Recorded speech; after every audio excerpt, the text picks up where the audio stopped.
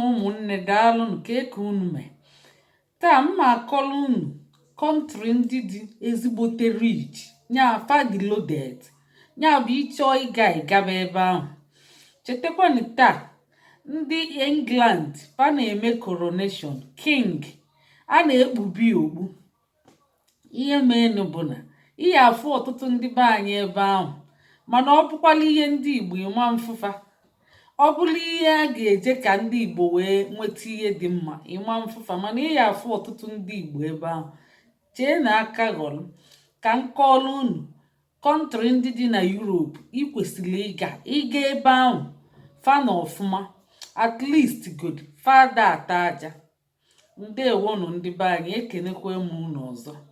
Ọkwa unu fụ mba Britain a England bụ isie, ọkwa unu malia ọ dịrọ na top 10 richest country. Rapụchakwa na fa na-eme ọnụ, fa na-emela onwe fa ọnụ, maka ịma na mmadụ kunite na-ewu ewu, rapụcha ihe na-ewu ewu, osokwe na top 10 best country or richest, osoro na ya cha ọgbata dị nọmba 10.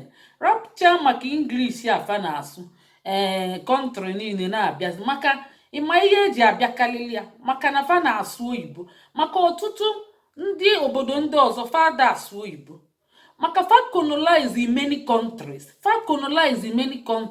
maka o nwere Chinese adage ekwu si, if you want to colonize a child forever, teach him your language. Ọ bụ ya ka mmadụ niile ji abịala na UK. Ị na-anya UK na-ewu, ọkwa UK na-ewu. Ịmana UK colonize US, mana US overtake gova.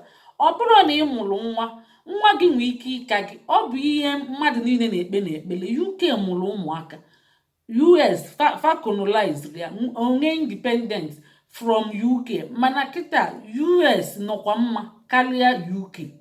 Rapcha na ọ na-ewu na fana jos na fana asụ oyibo English fa. Onye ọbụla achọ ịbịa ka ọ sụọ oyibo, maka ịga obodo ọzọ ị ga-ejekwa mụba asụsụ. O nwere kọntrị ọzọ ọ dị very few ihe aga na Europe ma ebe ndị ọzọ ịsụọ oyibo ebe ahụ.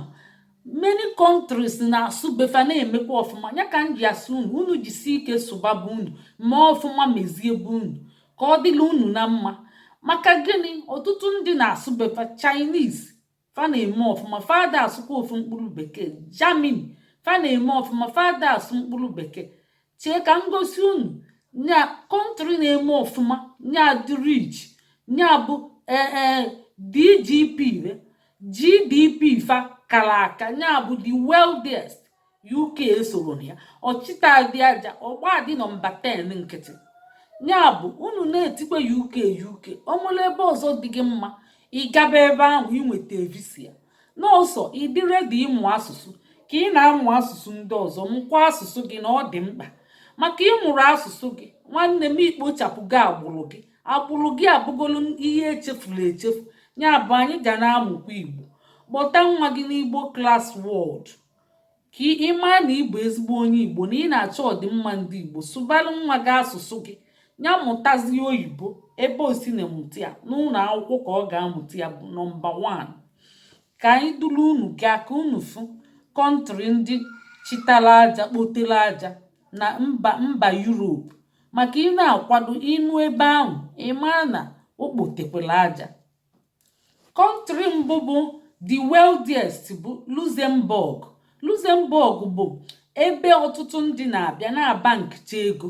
Fa nwekwara ịmago ụlọ ọrụ ebe a na-arụpụta igwe, ya bụ workforce fa kara aka. Fama ihe ekwe na-akụ na ịrụpụta ọtụtụ ihe, and ihe health care fa kakwara aka. Ihe health care mmadụ ka aka, ịma na arụ ike bụkwa ego. Ịbịa na health care ọka aka, ịma na ndị ahụ akagokwa aka. Maka ịma na a na-emeche insurance ya. Ịbịa na kọntrị a bụ be Eliza bụ gịnị? UK. Ọ bụ be Eliza ka a na-akpọ Eliza ngokwa Elizabeth, ya bụ King Charles ka a ga na-ekwuzi maka ya. Be King Charles anyị nọ na ya, ya bụ UK. Ịbịa na ya health care fa olukwa ọdị mma mgbe m mụrụ nwa na ebe a bụ UK. Ịma na imechi ewepụta gị ihe gị sign ya recommend ya, how do you see it, how do you feel? Efiluche m ihe nyefa fa gụọ nya fa ga-ebepụta anya mmiri n'ụdị ihe ndelifa nya kọment nya bụ ihe m kọmentilfa. Ọ dị ezigbote njọ to compare ebe ngachago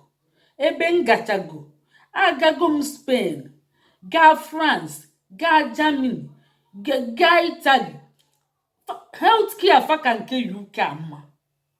Ya ka eji abụ ndị nọọsụ fa na-alaiki ya mgbe niile, and fa anaghị akwụnite ndị nọọsụ fa ụgwọ. Ilu Amerịka ihe a na-akwụ ndị nọọsụ akata mkpoto compare ebe. So ụfọdụ nọkwata ọfụma ọ gaba ebe a na-akwụ ezigbo ụgwọ. Ya bụ faga tọkọ dia healthcare rapụcha na UK eji eme ọnụ na nkịtị, eji eme ọnụ maka ọ bụrụkwa na ọ chịtara aja, ọ chịtakwa mana ọ bụrụ ya bụ nọmba 1. Ọ kpotekwala aja n'ụdị nke mana ọ bụrụ ya bụ nọmba 1 kọntrị. Ije nọmba 1 kọntrị ibi ebe a ịyara like ya, ibulu ụzọ gacha ebe ndị ọzọ bịa na UK ịman likezi UK. Mana ife n'elu daa na ọ bụrụ UK bụ ebe mbụ ịda na Europe ihe like ya. Mana ibulu ụzọ gachicha obodo ndị a mma akpọrọ gị afa, ịbịa UK ibebe akwa. Ọkwa unu fụ Ireland nke isi obodo ya bụ Dublin, o kpotekwere nnukwute aja. Nya bụ fadu highly educated, nya bụ workforce fa na-apụ ụzọ.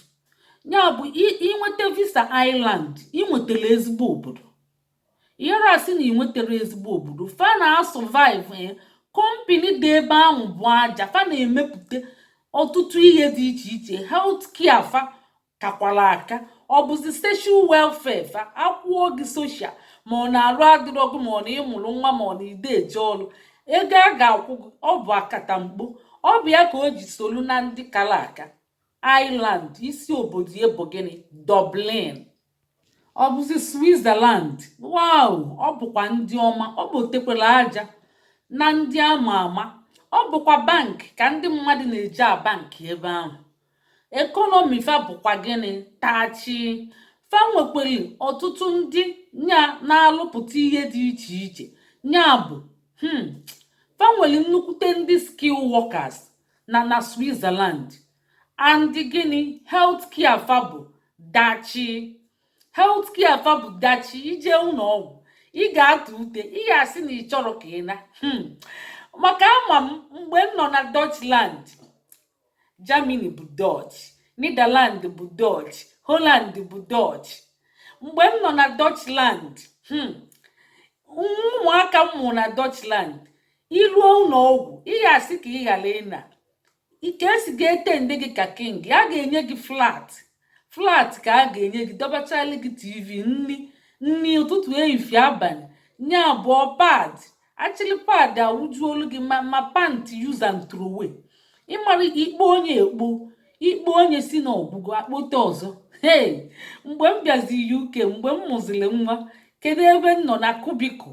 Ozugbo a ya asịkwa gị naba, enwekwe pad, enwere panti, enwere. mana ije ebe ndị ọzọ ekpo pad adọbalị gị ya na-eke enu gara asị gị na-ekpolie. O nwee panti nya sanitary panti na-eke enu gara bịa mechicheli ndị bịa nnete gị n'ụlọ ọgwụ. Fa ga-anọlụ kafe epu, fa ga-adagalụ ka ezeke na-enene TV. Nya ịchọ ị ga-ebi n'ụlọ ọgwụ, a ya asịgodi gị nọrọ ịnakwa eziteli gị onye ga-abịa na-eme gị ọmụgwọ. Healthcare fa bụ gịnị? Dachi. Ka anyị bịa UK emelie olo onye ka m jisi gị fa ekpotekwa aja. Ọkwa fa na-eme king taa. Ị ga-afụ ọtụtụ ndị be anyị ka fa na-aga ebe ahụ na-aga, mana emebekwa ihe ndị Igbo ihe akwa afụfa ị na-eme na ndị Igbo abụrụ ihe. Ọ bụ nne gị na nna gị ịma ntụfufa fa na-ezuzugodi ezuzu. Ị ga na-eso ndị Igbo ibe gị ị na-akụzili fa. Ndị Igbo ibe gị na-ezuzugodi ezuzu ị na-akụzili fa. Mma arapụ unu taa ka anyị rapụ ya na Switzerland a. Ndị ọzọ sokwuenu Switzerland gbaa third. Ọzọ mma abịa kụzielu unu ndị sokwuenu ndị gbaa fourth na ndị gbaa fifth. Kịta anyị nọ na ndị gbaa gịnị? Third na most richest country in the Europe. Ka m rapụ unu taa, ndewonu.